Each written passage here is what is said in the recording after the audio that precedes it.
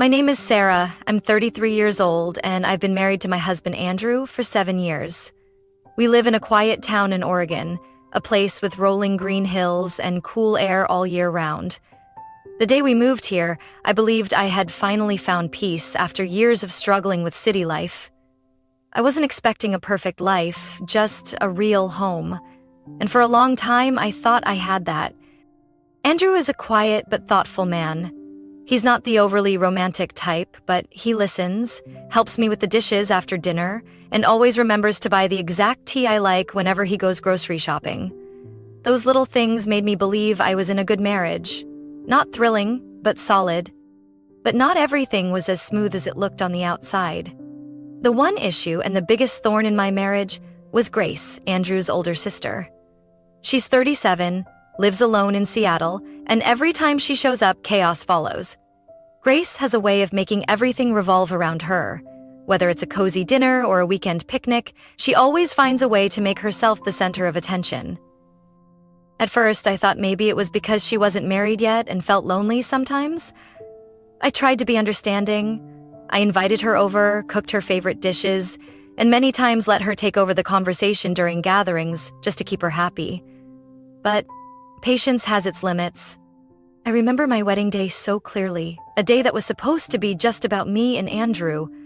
While everyone was raising their glasses for a toast, Grace suddenly held up her hand and shouted, "I'm engaged!"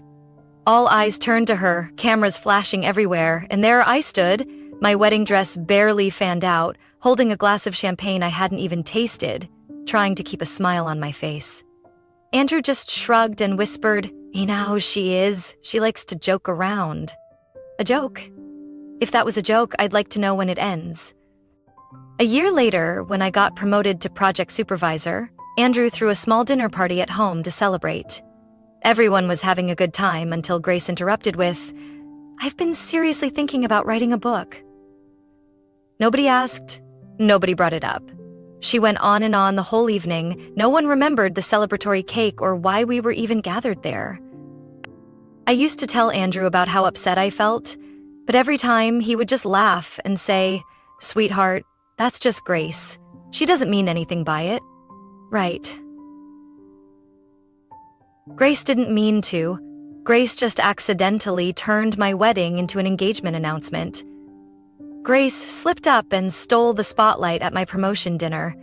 And Grace coincidentally called right when we were leaving for a holiday trip, just to say she broke up with boyfriend number 14 and needed to talk to Andrew. I started feeling like a guest in my own life. Every time I got close to a meaningful moment, Grace would blow in like a whirlwind and take over all the attention. And Andrew, he kept quietly defending her, like it was second nature. I'm not sure when I started getting suspicious. Maybe it was one evening when I was sitting alone in the living room, listening to Andrew talking to Grace on the phone in the next room. His voice was softer, gentler than when he spoke to me. I sat there, clutching a cold cup of tea, and felt a chill settle in my chest like winter arriving early. I didn't say anything that night, or for a long time after that. But I knew something wasn't right. Things started to go downhill after that evening with the cold tea. I began noticing more, not because I was paranoid, but because Grace kept pushing my limits in ways I'd never imagined. Last Thanksgiving, we hosted at Andrew's place, the first time since we renovated the kitchen. I spent a whole week planning, prepping ingredients, and even learned how to make traditional stuffing from my former mother-in-law over a video call. Everything was perfect. Until Grace walked in, nearly an hour late, in a sparkling red dress, face beaming like she was about to host a live TV show. "Sarah," she beamed, "sorry I'm late. I have exciting news to share." Before I could say a word, she turned to the crowd gathered around the table and shouted, "I made it to the final casting round for a reality show. I might be on TV." The room burst into wows and, "That's amazing," followed by a flood of questions. No one remembered I had just pulled the turkey out of the oven, or that I was about to invite everyone to the table. The dining setup I spent the whole morning arranging became the backdrop to Grace's big announcement. I looked at Andrew, hoping at least this time he would say something, but he just smiled, nodded at his sister, and said, "That's amazing. You did it." I bit my lip. Once again, I was pushed to the sidelines in my own home. Then came my birthday in January. I'm not one for grand celebrations, so I planned a cozy evening with a few close friends. Andrew suggested inviting his family, and I agreed. Didn't want to make it a big deal. I baked the cake, picked the wine, prepared everything thoughtfully. Once everyone was seated and Andrew had just played the happy birthday song, Grace suddenly stood up and raised her glass. "I have something special to share," she said with a bright smile. "I'm thinking about moving to Portugal.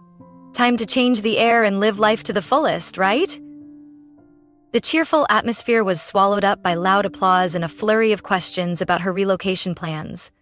One of my friends even joked, "Oh, wow, Grace is such an inspiration." I stood there, forcing a smile, trying to swallow the lump in my throat.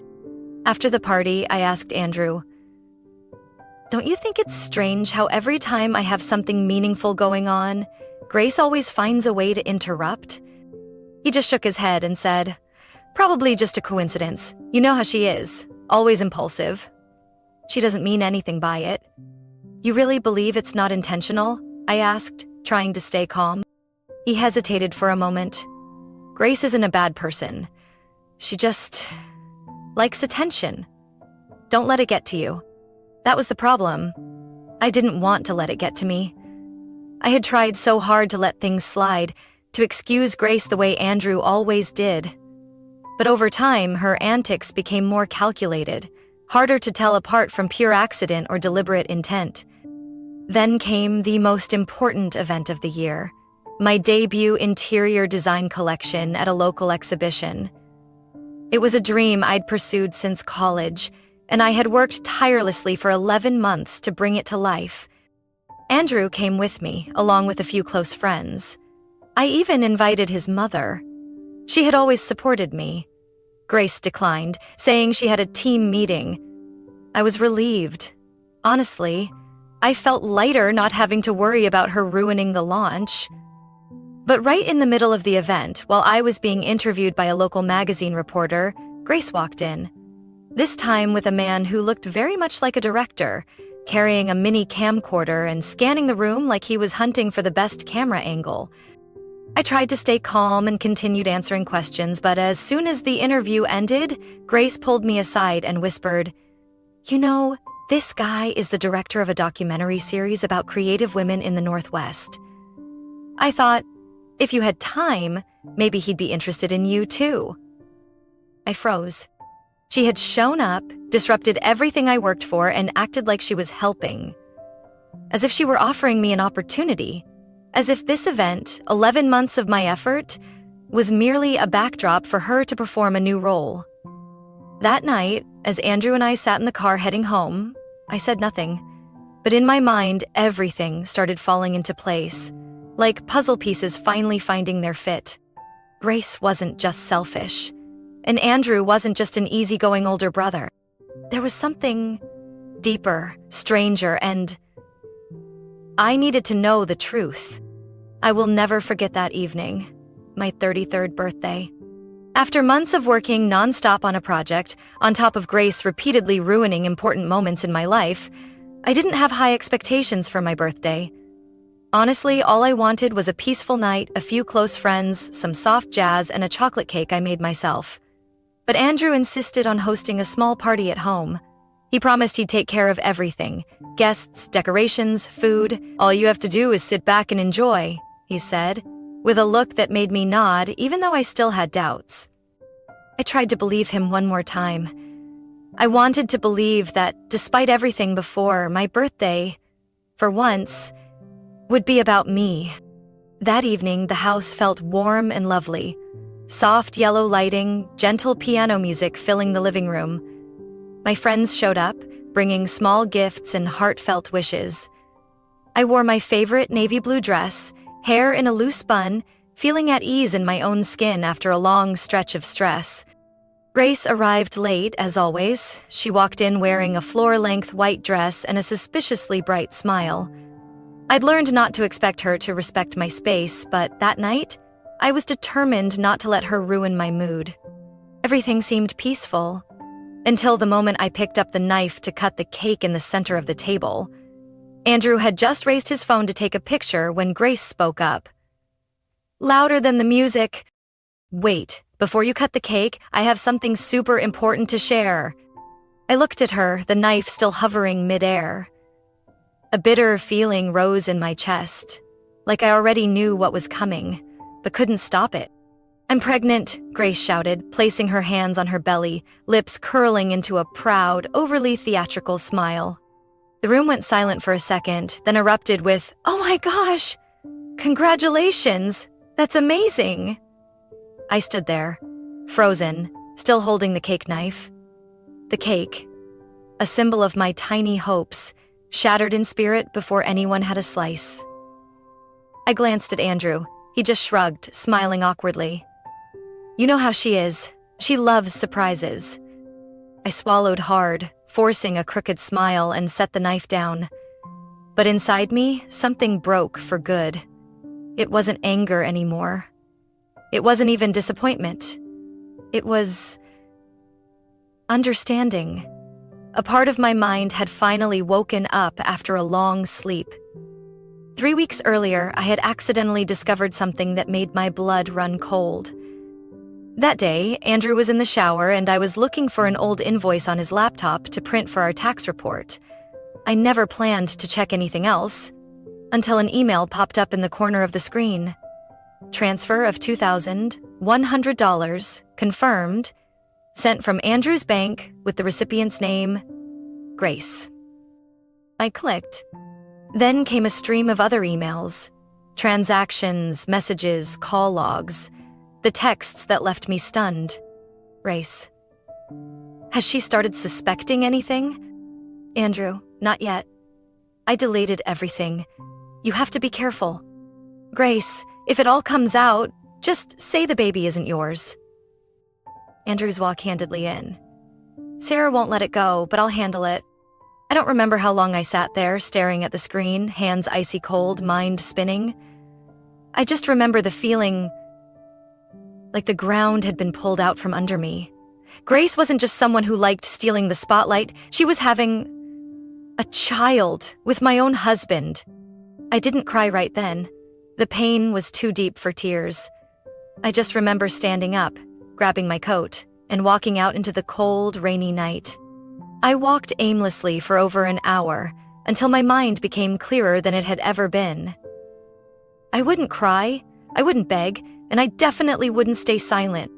If Grace wanted to steal every moment from me, then I would give her a memory she would never forget.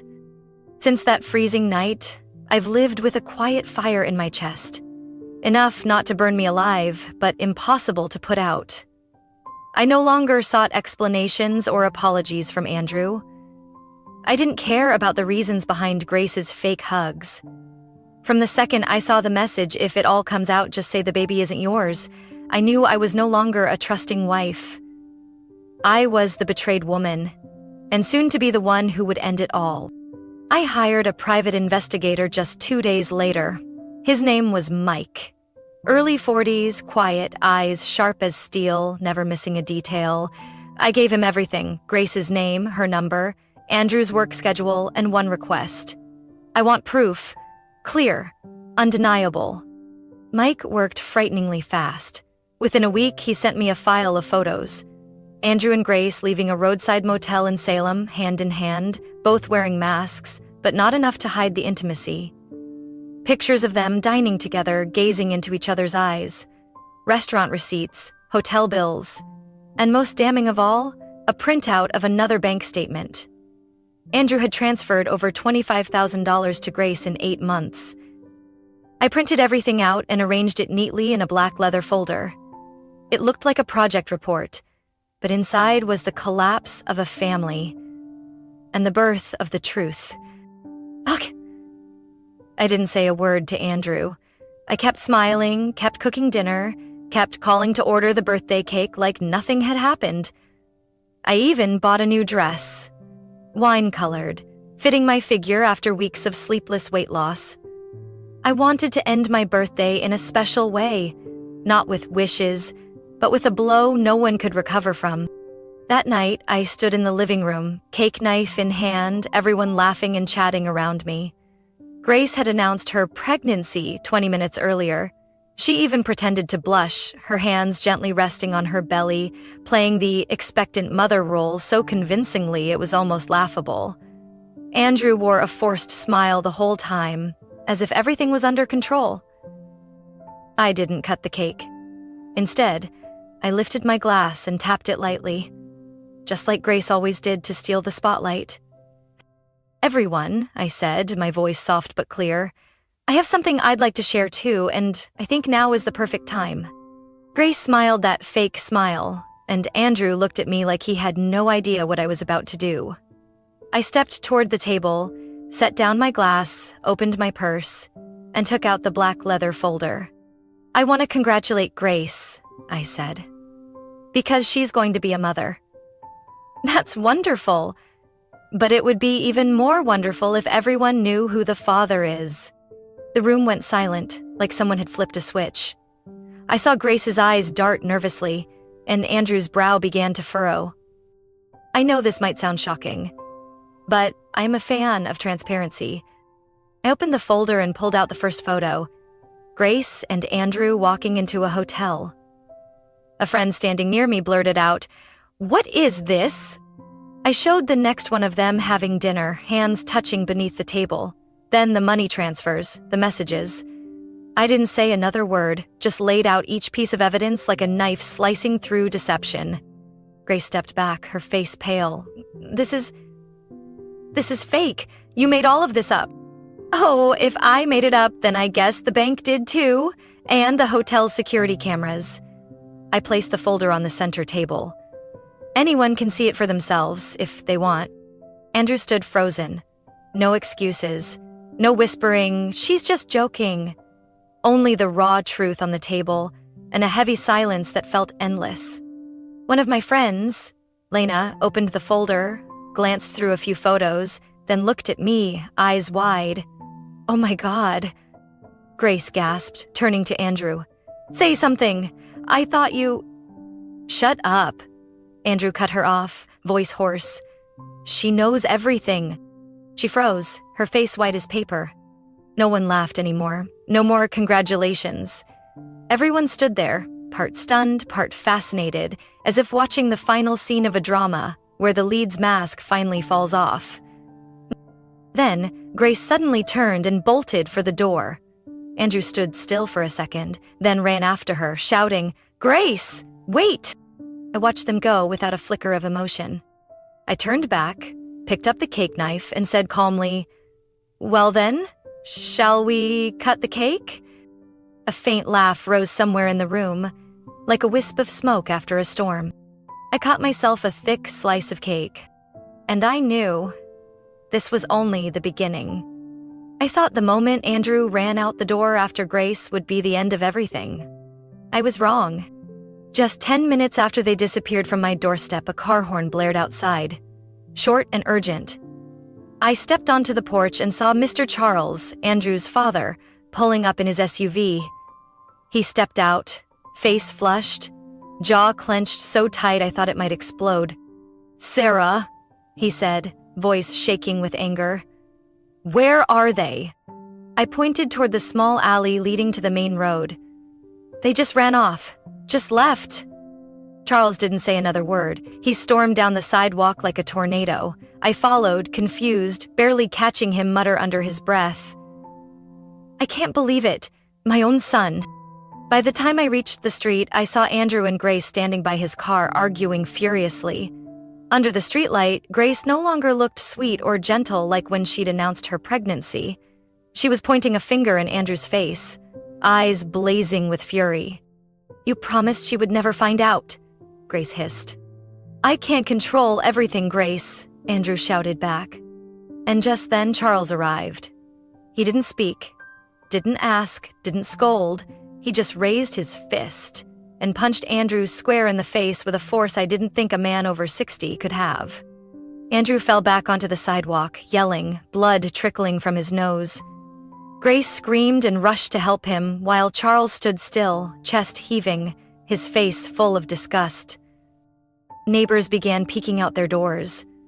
Someone must have called the police because less than 10 minutes later, 2 patrol cars pulled up, red and blue lights flashing across the street. An officer stepped out, asking quickly, "What's going on here?" Andrew, still on the ground, breathing heavily, his shirt stained with blood, groaned, "He hit me." The officer looked at Charles. "Sir, did you do that?" Charles nodded without flinching. "I did, and I don't regret it." The officer sighed, stepping closer. "We'll have to take you in unless the victim decides not to press charges." I stepped forward, trying to keep my voice steady. "I'm this man's wife." I pointed at Andrew, then looked at the officer. "And I've been betrayed by both my husband and his sister.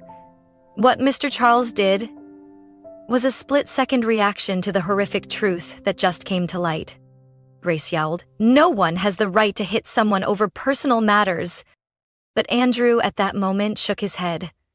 I don't want to press charges. I just want to leave." The officer nodded and motioned for Charles to step back. "You're lucky. Next time, it won't be so easy." Grace helped Andrew to his feet, but he pushed her hand away. "Don't touch me." I noticed that.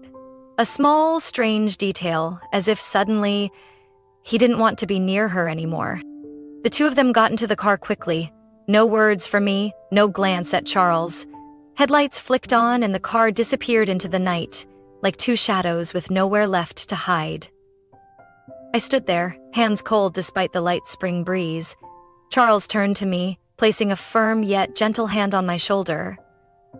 "Sweetheart," he said, "if you need anything, call me." I nodded, lips trembling, knowing I wasn't alone anymore. The next day, I thought maybe I'd find a little peace. I was wrong. An anonymous email appeared in my work inbox at 6:43 a.m. No subject line, no specific address, just one sentence. "So you think you've won?" I sat there, staring at the screen. I didn't need to think hard to guess who sent it. Grace. She wasn't the type to let go easily. I opened the attachment. Inside were clumsily photoshopped images, made to look like I was having private meetings with a male coworker, along with fake text messages spliced together from who knows where. A chill ran down my spine. Grace had started a new game. And I knew one thing for sure: if she wanted a fight, I wouldn't back down. That morning, I got to the office early like I always did, latte in hand and my quarterly report folder under my arm. I never imagined that within 30 minutes, my world would flip in a way that not even my husband's betrayal could compare.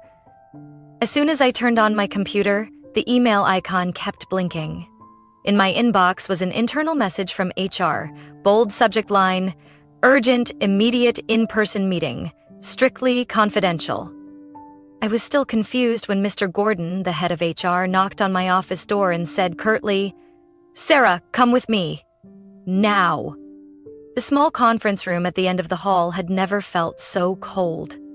Mr. Gordon, a legal representative and a management board member, quietly informed me that the company had received multiple anonymous emails accusing me of harassment, misusing project funds, and creating a hostile work environment.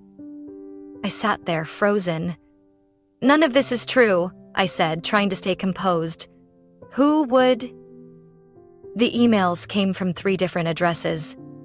Mr. Gordon said carefully, with screenshots of internal messages, financial reports, and an anonymous statement from someone claiming to be a former colleague. I nearly dropped my latte. "I've never done anything wrong. These accusations are fabricated," I said, my emotions rising. "We're not drawing any conclusions yet, Sarah," the legal rep added. "But pending investigation, you'll be temporarily suspended. Everything should be cleared up within a few weeks." When I left the meeting room, my mind was spinning like someone had dumped ice water over my head in the middle of winter. I packed up in silence, coworkers, curious eyes stabbing into my back like needles. As I stepped out of the building, a sharp wind brushed my face, and I knew Grace... No, the woman with the angelic face and an icy soul had made her move. This time, no subtlety, no backstabbing. She wanted to destroy my career. That night, I went through old files, checked every conversation, every expense report I'd ever sent. Everything was clean. But I knew Grace didn't need the truth to write a story. All she needed was doubt. I called Lena, my best friend and colleague who had stood by my side for over 5 years. Her jaw dropped as I told her everything. Grace? She's pulling that again? Sarah, you know. I once heard something from one of her old coworkers in Seattle, and back then I thought it was just a rumor. I froze. What was it? Lena lowered her voice. I heard that a few years ago, Grace got a close friend fired by accusing her of harassing their boss. Everything was anonymous. No one ever confirmed who sent it, but the woman who was accused had her life fall apart for years afterward. I was stunned. Grace wasn't just selfish or jealous. She had a pattern, a track record, destroying people through rumors, through anonymous accusations that left no trace. Lena looked at me intently. I have a friend who used to work with Grace at that company in Seattle. Let me reach out, see if she knows anything else. I nodded, feeling like I was tracking a predator in angel's clothing. 2 days later, Lena texted me just one sentence. You need to meet this woman. She's ready to talk. I arranged to meet her at a quiet cafe near the train station. Her name was Dana. Mid-30s, tired eyes, sunken cheeks, like someone who'd spent too many nights without sleep. When Lena told me about you, I knew immediately who was behind it, Dana said, her voice trembling with a mix of fear and anger. Grace didn't just ruin my life. She almost cost me custody of my child. I held my breath. Dana explained that after she broke up with her boyfriend, a former coworker of Grace's, she received anonymous letters accusing her of inappropriate behavior at work, along with doctored private photos. Though there was no hard evidence, the management still fired her to protect the company's reputation. Grace was behind it all, Dana said. Back then I was too scared to speak up, but now I can't let her keep hurting people. I gripped my coffee cup tighter, my mind already starting to form a plan. If Grace thought I would back down, she had picked the wrong person. I used to believe in kindness. Now I believe in justice and the truth. And I was about to use both to bring her into the light. When I stepped out of the cafe with Dana, my head was spinning with all the information. Her story didn't just confirm that Grace had used the same tactics to destroy someone else. It made it clear. What I'd experienced was just a small piece of the wreckage Grace had left behind. I knew I needed more than stories. I needed proof, and no one was better at that than Mike, the private investigator I had hired before. I called him right from the car, still parked by the curb, my hands shaking slightly from the adrenaline. Mike, I said, my voice low but firm. I need you to find everything you can on Grace. Her past, finances, legal issues, old relationships, everything. There was silence on the other end for a moment. Then he replied, voice raspy as always. You really want to know it all, Sarah? Even the things that might make you stop seeing her as a regular person? I passed the point of calling her a person, I said, eyes locked on the steering wheel. Mike gave a quiet chuckle. All right, give me 3 days. I hung up and took a deep breath. Then I called Charles. He'd picked up after just 2 rings. Sarah? I need your help, I said directly. I think it's time we joined forces. About Grace? His voice dropped. About everything. Andrew, my career, and the people Grace has already hurt. Charles was quiet for a few seconds. Then he said something I'll never forget. Tell me what you need. I'll do it all. 3 days later, Mike sent me a hard drive and a thick folder. I didn't open them right away. Instead, I arranged to meet Charles at an old bar on the outskirts of town. A place so quiet you could hear the ice clinking in glasses and the wind whistling outside the windows. When he arrived, I was already there, the hard drive and documents neatly placed on the table. I hope I'm overreacting, I said quietly. But you need to see this. Together, we looked through every video clip, every photo, every email Mike had uncovered. There was traffic cam footage showing Grace near the scene of a so-called stalking incident she'd reported, photos of her leaving the law office she once accused of harassment, holding a thick envelope, copies of legal documents. Grace had once been sued for defamation but quietly settled out of court. Charles stared at the screen, his face paling. "She's been doing this for how long?" "Since before I even met Andrew," I said, eyes still scanning the documents. "And not just once, not just one victim." I handed him a printed statement from Dana, along with photo ID confirmation and case details. Charles flipped through the pages as if they weighed a ton.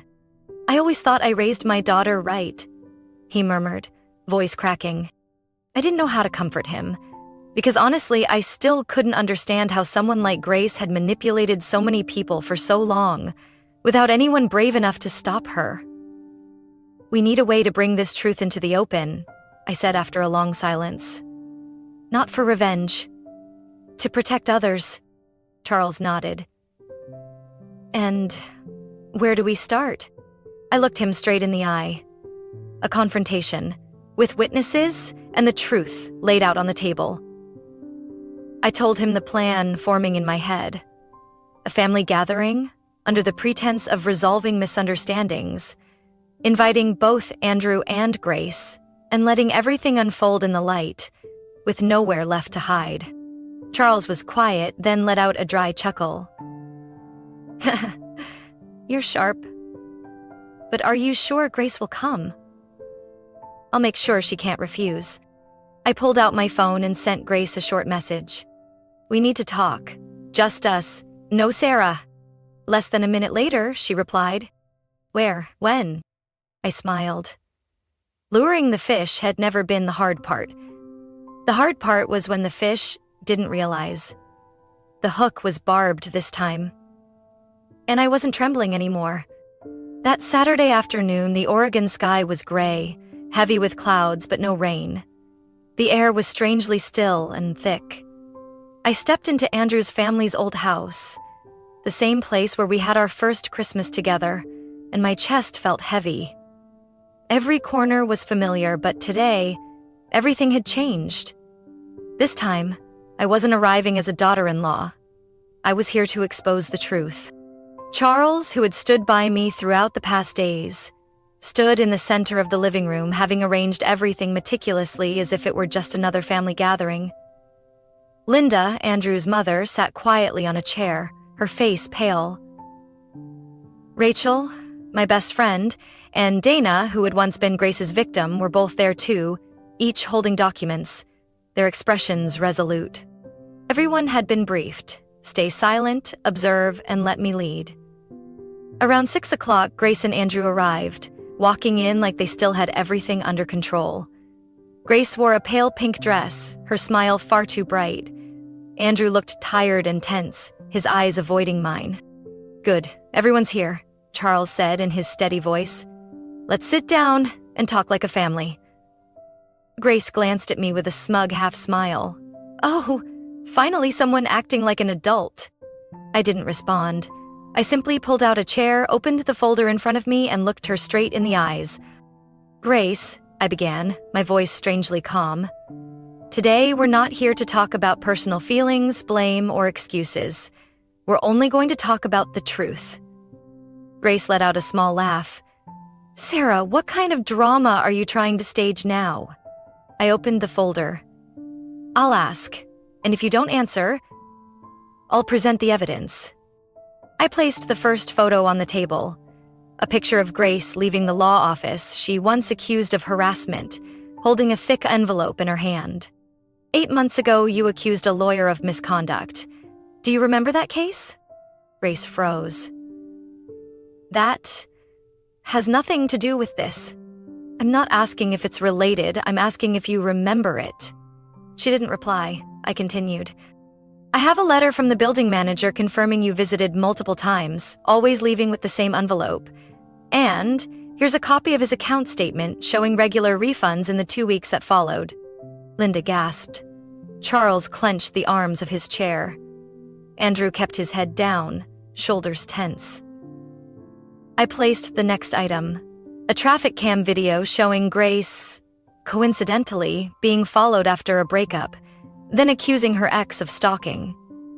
I also have his statement. And police evidence that you yourself sent the anonymous letters claiming to be the stalker.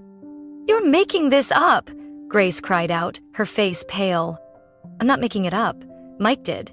And Mike's a private investigator, not a fiction writer.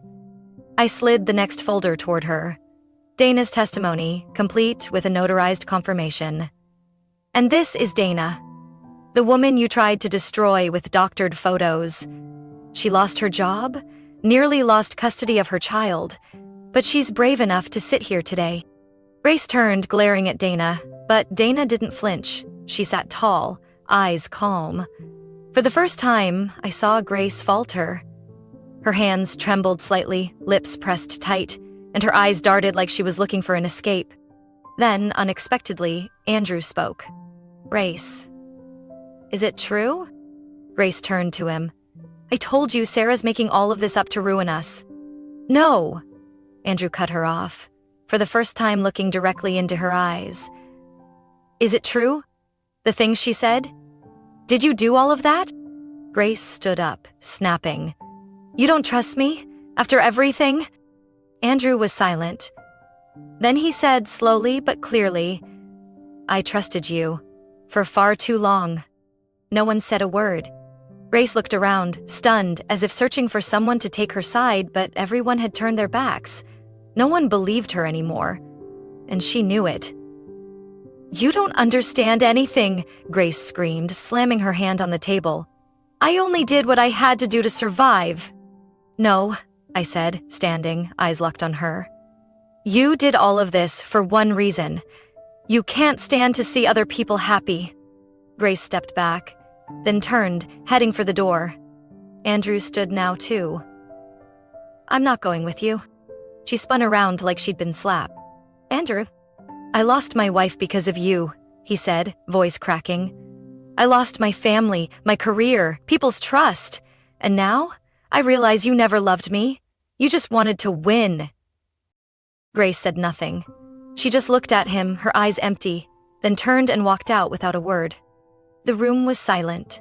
I closed my eyes for a second. And when I opened them, I knew.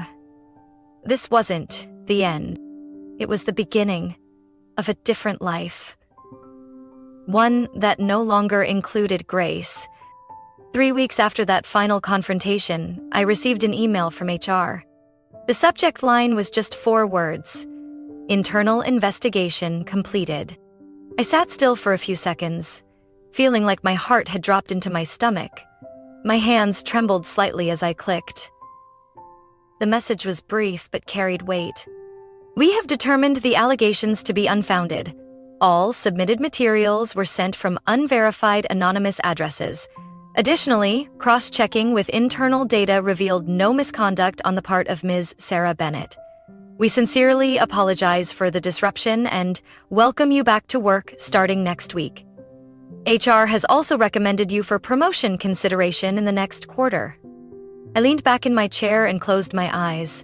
The chaos had passed, leaving behind a solid ground where I could begin again. Steady, untouched by manipulation. News about Grace, or what remained of her reputation, spread like wildfire. After that meeting, Dana officially filed a lawsuit with full evidence. Soon after, 2 other women from Seattle came forward, victims of Grace's past schemes. Social media posts began circulating with headlines like, Two-Faced Woman, the real face behind a master manipulator of families and careers. Fake entrepreneur and a trail of victims across states. Grace disappeared from social media. Her phone number stopped working. Word was she left Oregon and went into hiding in a small town in Southern California, far from anywhere that knew her name. And Andrew? He lost his job just days after the meeting, partly due to the personal scandal, partly because questionable money transfers to Grace surfaced during an internal audit. The company didn't announce a reason, just one sentence in the staff memo. We are terminating the employment contract under confidentiality terms. Charles, Andrew's father, no longer speaks to him. Linda cut ties as well. Even his closest friends quietly distanced themselves. No one wanted to be associated with a man who betrayed his wife for an affair with his own sister. I heard he's staying in a cheap motel on the outskirts of Gresham, living off credit cards day by day. He sent a few old messages afterward. Long apologies, promises to change, even begging to come back. But I never replied. Not out of anger, but because I had moved past the point of needing to forgive. I returned to work with a new attitude. No more shrinking back, no more playing nice to keep the peace. I spoke up, stood my ground, and amazingly, people listened. The following month, I was officially promoted to project director. At a small celebration, my boss raised a glass and said, "Sarah, you're not just efficient. You're unbreakable." I smiled, not out of pride, but because I had finally found myself again. That June, I booked a solo trip to Florence, Italy. Not to run away, but to reclaim what grace could never steal from me: freedom, identity, and peace. I spent mornings watching the Arno River, afternoons wandering cobbled alleys, evenings sipping red wine on the hotel rooftop, watching golden lights sweep over the old rooftops. I journaled every day, sometimes just one sentence. Today I felt light. I didn't try to forget what happened. I just learned how to look back without letting it hurt anymore. Race took many things, but not my will. Andrew betrayed me, but never stole my faith in myself. And the people who once doubted me, now they look at me with respect. I don't need their apologies. I just need them to know. Sarah Bennett stood up, moved on, and she's never looking back. One chapter has closed, and I, with a healed heart, am writing a new one. Free, radiant, and entirely mine. Life taught me a harsh lesson. Sometimes the ones you trust most are the ones who push you over the edge. But I didn't let the pain define me. I learned to rise, to reclaim my voice, and to live by my values. The losses that once broke me became the fuel that made me stronger. I didn't choose revenge. I chose truth. I chose light. And from there, I kept moving forward, no longer afraid, no longer bound, completely What do you think of Sarah's story and the choices she made? Share your thoughts in the comments below. Don't forget to follow the channel for more emotional true stories and powerful life lessons about family.